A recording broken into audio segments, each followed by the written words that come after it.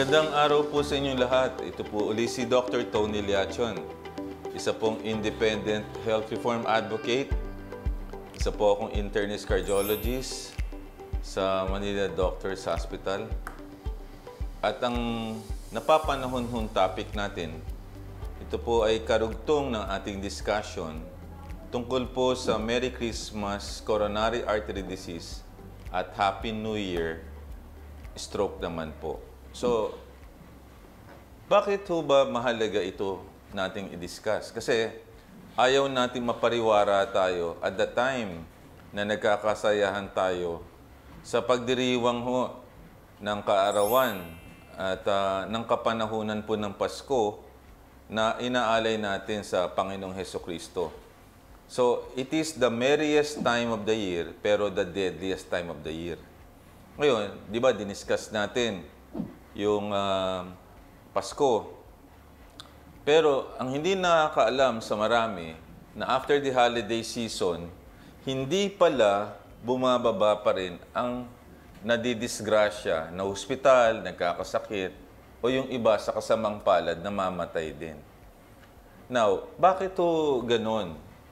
Ayon sa pag-aaral, dahil malamig po ang atin pong holiday season, at maraming kaakibat na scientific evidences na tumataas ang blood pressure. Number 2, nagkakaroon ng spasm or kumikipot ang ugat. Kainan leading to high cholesterol.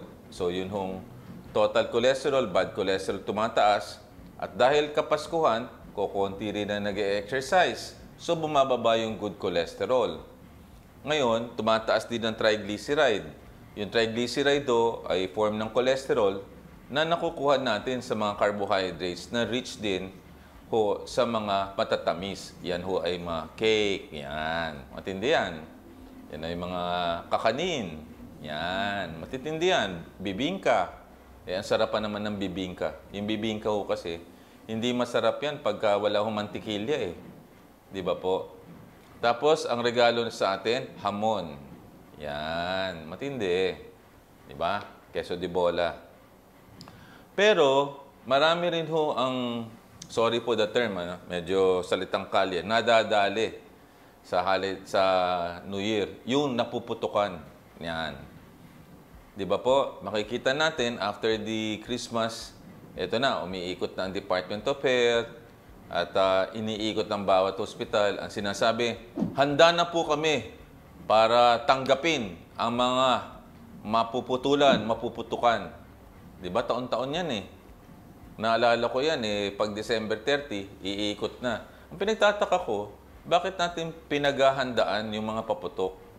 Ibig sabihin, ba't hindi pagbawal? Tapos ang gagawin natin, handa na po kami para ho sila po ay tanggapin. Ba't hindi iban ang firecrackers? Samantalang sa ibang parte ng mundo, wala naman firecrackers eh. So kung nanonood kayo ng telebisyon, let's say sa Times Square, sa New York, nakita nyo?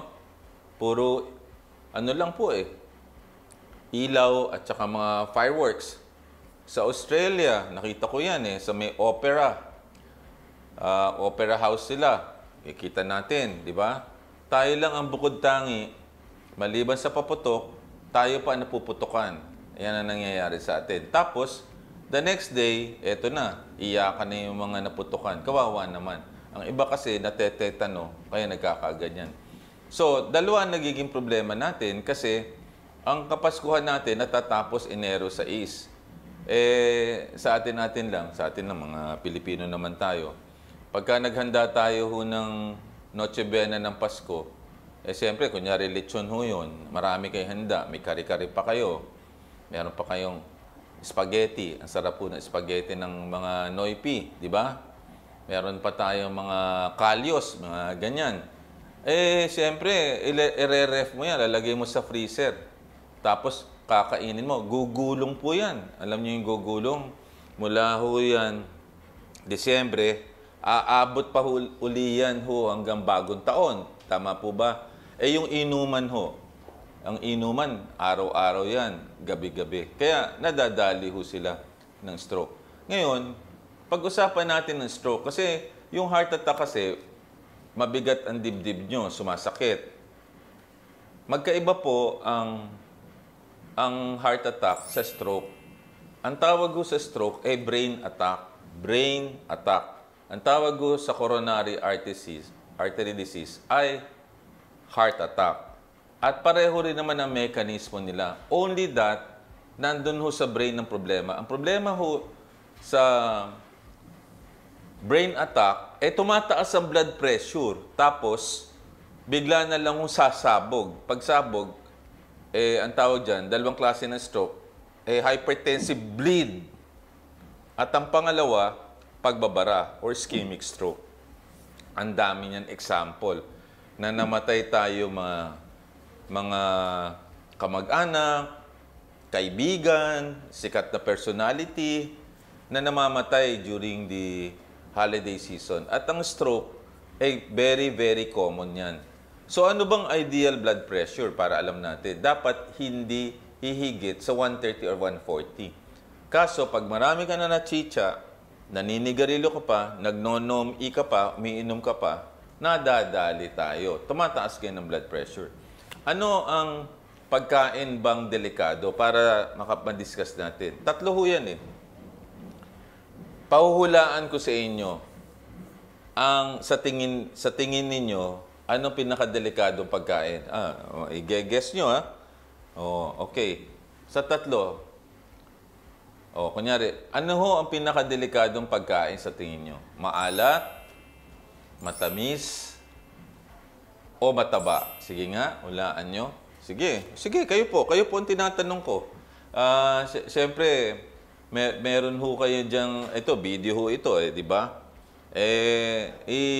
Ilabas nyo ho yung answer nyo.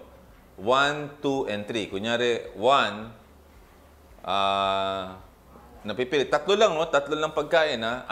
Uulitin ko ang katanungan para alam nyo, iiwasan nyo. Lahat ho, makamandag ho yan. Pero alin dyan ang pinakagrabe sa tagal ko naging doktor? Uulitin ko, ha? 1, maalat. Alin doon? Matamis ba at mataba? Ano hula nyo? Sige, tinitingnan ko, ha? Ito ang sagot. Sa aking analysis, sa tagal ko naging doktor, ako po'y doktor na for almost more than 35 years. In fact, 40 years. Mukha lang ho akong bata kasi natapos ako sa medicine, 7 years old lang ho ako. Kaya kung titingnan ninyo, maaga ako nag-umpisa. Nung unang panahon kasi, pwede ka mag-doktor 7 years old eh. Kaya ganyan ho inabot. Ito nang sagot. Ang pinakadelikadong pagkain ay maalat. 2 o 3 araw ka lang na kumain ho ng maalat, tataas ang blood pressure nyo.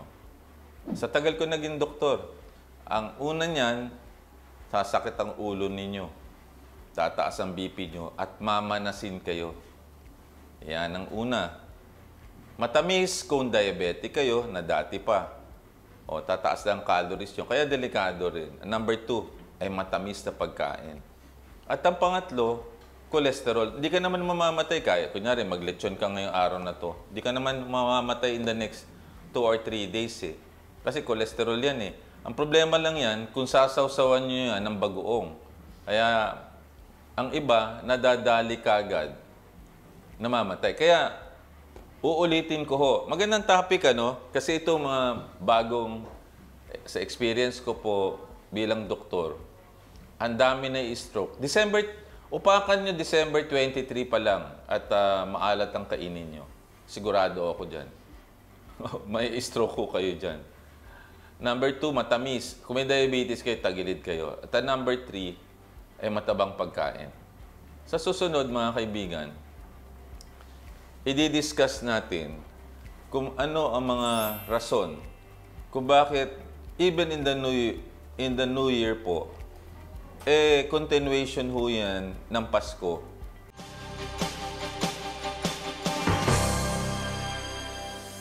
Nagbabalik si Dr. Tony Liachon at ang dinidiscuss natin kung bakit mataas ang mga nagkakasakit, na ospital, o even namamatay sa kasamang palad pagka Pasko at Bagong Taon. Since nakapokus tayo sa Bagong Taon, diniscuss natin yung mga problema related ho sa bagong taon as a rollover problem galing ho sa Kapaskuhan. At may nadagdag ho tayong problema, yun hong firecracker injuries na nakakadagdag ho dito sa problema natin. Mas mabuti pa, i-discuss ko ho sa inyo uli a recap kung bakit. Malamig na panahon, makipot ang ugat, mataas ang blood pressure, pero may lifestyle problem din ho kasi during the holiday season. Kasi imagine niyo sa Pilipino, regarded tayo as the country with the longest holiday season in the world. Saka nakakita ho. Ngayon nga ho, meron na hong Christmas party, November pa lang eh. Meron na ho eh. May nakaschedule na ho eh na mga Christmas party. Ngayon nakakita na Christmas party, November pa. Wala akong masingitan eh. So, Christmas in November, di ba? Oh. Di ba, si Mr. Jose Marichan, September pa nga lang, Pasko na kaagad eh. Nakasilip na kaagad eh. So, pagka-bear na sa atin, ayan na, yung mga Christmas caroling or yung mga music, di ba? Nakikita na natin. So, yung lifestyle natin, grabe during the holiday season. Talaga namang walang patumangga na nangyayari. Kaya, yun nga, i-detalya ko sa inyo yung reason kung bakit nagkakasakit ang mga tao. Ang una niyan, sa ngayon, sa panahon ngayon lifestyle, meron ho tayong bagong naging problema during this holiday season. Alam nyo, bumaba ho ang naninigarilyo, pero alam niyo, dumami ho nag-electronic cigarette. Sorry po but kung may tinatamaan po sa inyo, yung e-cigarettes, isa ho yan sa nambibiktima ho sa atin ngayon eh. Kasi po, ang nangyayari po, na-position po kasi ng tobacco industry ng electronic cigarette ay magandang alternative. Yan ho yan eh. Pero hindi nila, nicotine din yan eh. Kaya ang mga nagkakasakit ngayon, sa kasamang palad, mga bata eh. Dami nag-electronic cigarette ngayon. Grabe. Yan ho yung nagiging problema natin. In fact, this year, na-diagnose yung first heart attack dito sa isang government hospital sa 22 years old na walang risk factor, lalaki. At yan ay dahil sa e-cigarette. So, ito ho yung bagong konsepto na nakikita natin ngayon. Lalo na sa mga okasyon. Kasi, di ba, pag mga okasyon, aminin ko sa inyo, aminin ko to sa inyo. Umaten ho ako ng kasalan the other day. Akalain mo, pwede kasi ka mag e-cigarette nang hindi naaamoy eh. Nakita ko dun sa isa mga dumadalo, ay nag-i-e-cigarette even inside a establishment. Di ba? Kasi wala siyang amoy eh. White smoke kasi siya eh. So ito ngayon ang bagong trend na nakikita natin. So yung dating trend nung unang panahon na mga magulang natin ang nadadali, ngayon ang nadadali mga bata. O number 2, kung bakit itong holiday season ay para ma-warningan nyo kayo. Nung unang panahon, pupunta ka ng mall para kumain. Ngayon, dinideliver ang pagkain eh. Dinideliver ang pagkain. Yung mga handaan ngayon, dinideliver. Ano yung mga luto niyan? Hindi mo naman alam kung gaano ang preparation niyan. Pangatlo, nauso ho yung Netflix. Nauso ang social media. Lalo na ngayon, ang political extravaganza. So kainan. Nakita natin yan. Nakakadagdag yan. During the holiday season kasi, wala kang gagawin kundi manood ng TV, tapos di ka nag-e-exercise. Yan ang nakakadagdag. So, ibig sabihin, double whammy. Ma-increase ka na ng kain, tapos hindi ka nag-e-exercise, nadadali ka. Tapos nakadagdag ko ang electronic cigarette. Tapos meron ka NOM-E, may inom ka pa. Kaya yan ang nangyayari. Imagine ninyo, during the tail end of the holiday season, kailan ho nagtatapos ang sa atin? January 1. Pero hanggang January 6, meron pa sa atin mga nagkakaroon pa ng okasyon eh. Right, di ba? In fact, alam nyo, yung mga ka-reunion ko sa aking dating workplace, ang aming tinataya pong party dahil puno na, January 4. Imagine niyo. Akala mo tapos na yung kainan, kakainan ka uli. Tapos maya-maya, andyan na yung February 14, kainan na naman, di ba? Kaya sunod-sunod ho ang holiday season na nangyayari sa atin. So yan ho yung mga explanation na bagong konsepto na nakikita natin sa panahon ngayon. At ngayon, dahil sa sobrang streso ng ating bansa, dahil ho sa mga external factors related to politics, ang mga tao din ay nagiging stressful din sa pag-iisip. Lalo na sa panahon ng Kapaskuhan, lalo na sa panahon ng bagong taon. At naway, maisip nila na pangalagaan ang sarili nila kasi mahirap at bawal magkasakit.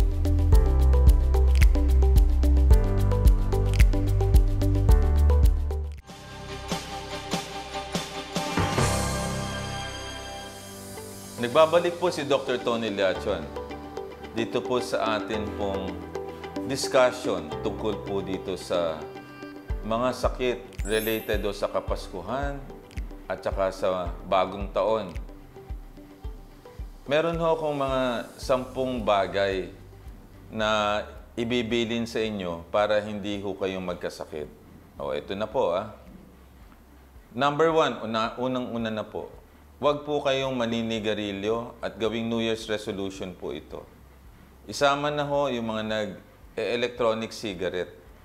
Ang nicotine, ang pinaka-dangerous na substance na nandun po sa sigarilyo at saka sa e-cigarette. Ito po ay associated sa heart attack, related po sa cancer, related po sa stroke. So, ang pagtigil ho nito ay napakalaking bagay po para hindi lang ho sa mga matatanda, kundi para sa mga kabataan po.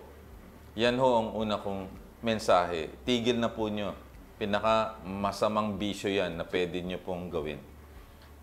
Number 2, tigil na rin po yung inom ng alak na grabe. Wag ho kayo kasi pag ho kayo uminom ng alak, pwede kayong magkaroon ng holiday heart syndrome.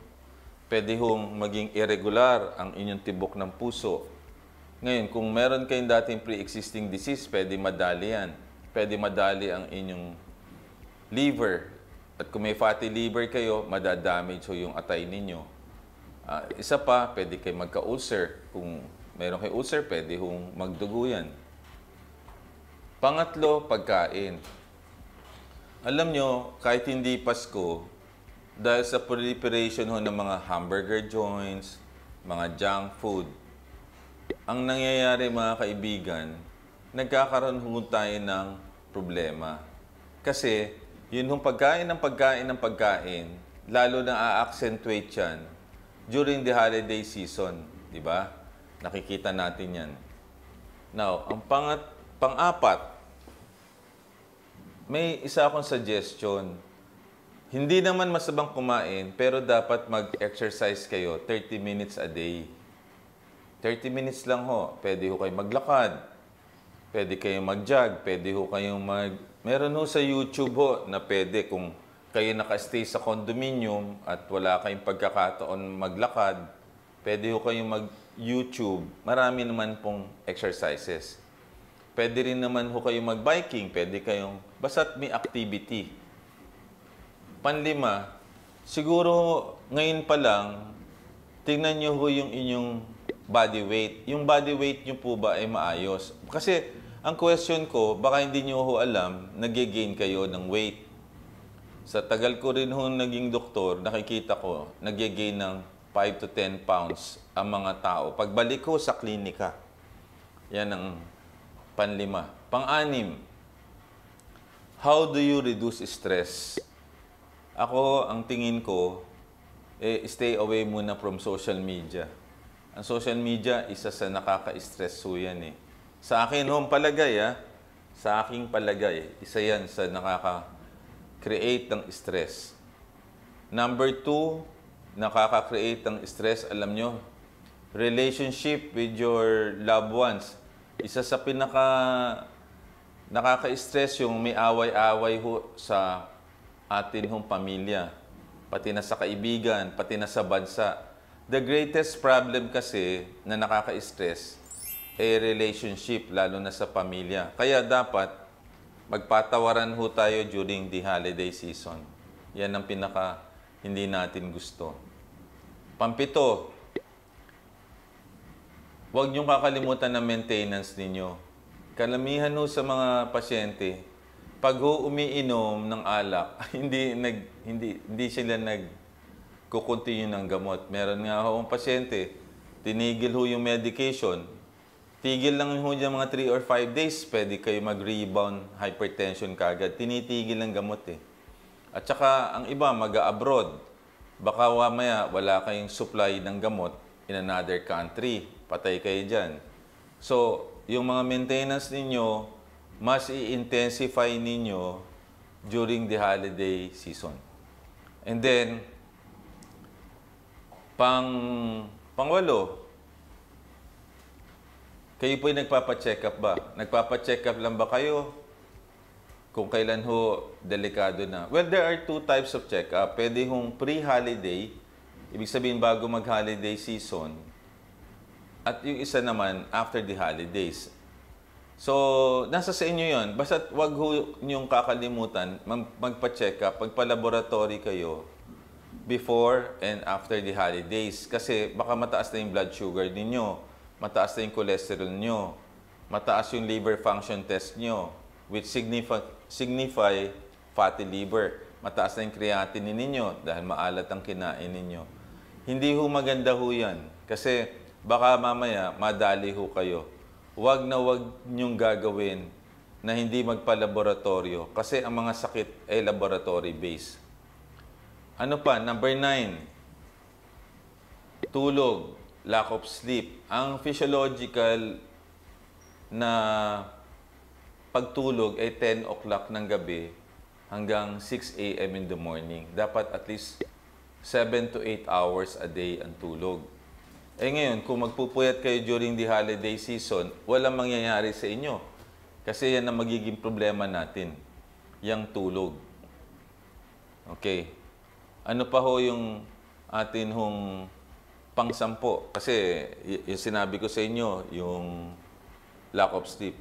Yung mindset natin, yan. Ang mindset natin, dapat think positive. Napakaganda na ang mindset natin ay nakatuon ho in terms of improving our physical health. Nakakalimutan na natin ho kasi yung ating physical health eh. Ang physical health ay napaka-importante sa lahat. Kasi pag mahina ang katawan, in times of stress, madadali tayo. Number 2, mental health.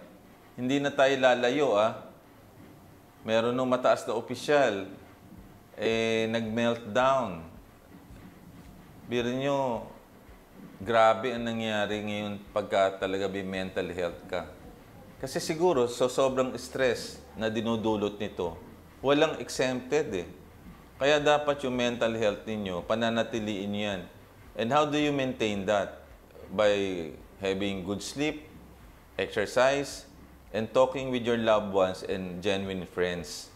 And then, ang sabi ko sa inyo, wag ho tayo masyado magpa-apekto sa social media kasi it can create problems for you sa stress.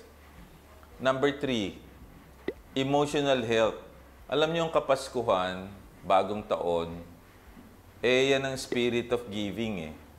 So dapat, ang isang gagawin natin ay panatiliin natin ang ating relasyon sa ating mga kapamilya, kapuso, di ba? Kasangga, na dapat ay masaya. Huwag na tayo mag-away-away. Yan ho, napaka-importante na dapat nating gawin is to maintain our emotional health. At ang panghuli, spiritual health. Ang holiday season kasi, kaya tinawag na Christmas yan, Christ, di ba? At the center. Kaya nga Christmas yan Christmas eh. Kaya lang nakakalimutan natin ang real essence of Christmas. The real essence of Christmas is about Christ at ang laki ng utang na loob natin sa Kanya. So for one time in our lives or in 1 year, ay parangalan naman natin ang Panginoong Hesukristo. Magsimba tayo, huwag natin kalimutan na despite meron tayong karangyaan sa ating buhay, ay huwag tayong maging materialistic. Alagaan natin ito. So, in summary, Christmas season, the merriest time of the year, but the deadliest time of the year, can actually be addressed by improving our physical health, our mental health, our emotional health, and spiritual health. At meron ako mensahe para sa ating lahat for the holiday season. Ito po ay panahon ho ng pagbabago para hindi lang sa ating sarili, kundi sa ating pamilya at sa ating bansa. Nakita natin ang sigalot na nangyayari. And I hope the holiday season and the Christmas season will bring us happiness, joy, as well as blessings, upang sa ganun naman, masuklian natin ang kabaitan na dinulot ng Panginoong Hesukristo sa ating lahat. Ito po si Dr. Tony Liachon, Independent Health Reform Advocate. Let's reset our lifestyle, not only during Christmas time, but also for the rest of our lives. Reset our mindset to have optimistic and positive mindset so that we'll all live a good, happier, and longer lives. Maraming salamat, maligayang Pasko, at manigong bagong taon.